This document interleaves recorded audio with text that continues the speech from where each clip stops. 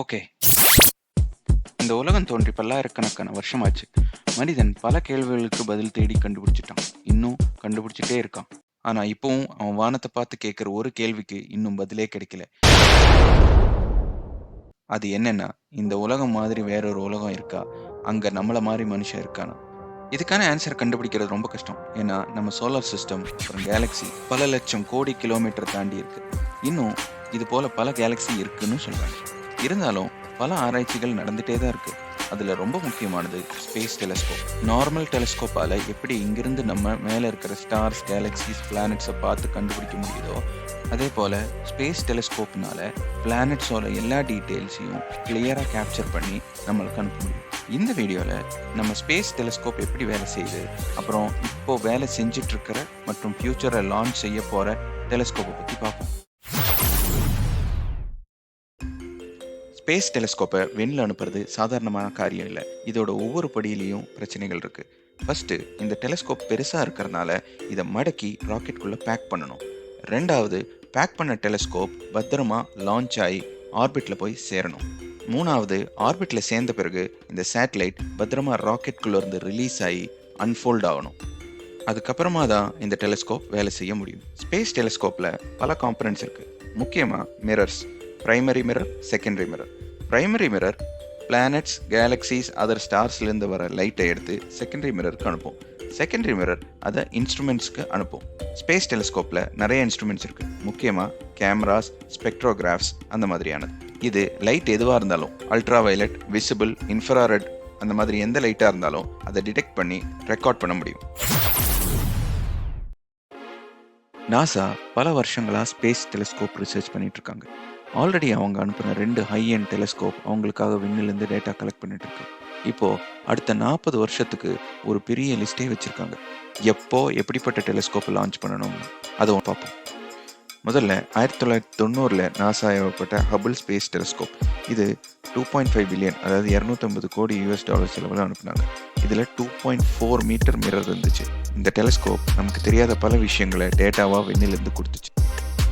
அந்த டேட்டாவால் நமக்கு ஸ்பேஸ் மேலே இருந்த புரிதலே மாறிச்சு. அதுக்கப்புறம் 2021 நாசா அனுப்பின ஜேம்ஸ் வெப் ஸ்பேஸ் டெலிஸ்கோப். இது $10 பில்லியன், அதாவது 1000 கோடி செலவு பண்ணி அனுப்பிச்சாங்க. இதில் 6.5 மீட்டர் மிரர் இருக்கு.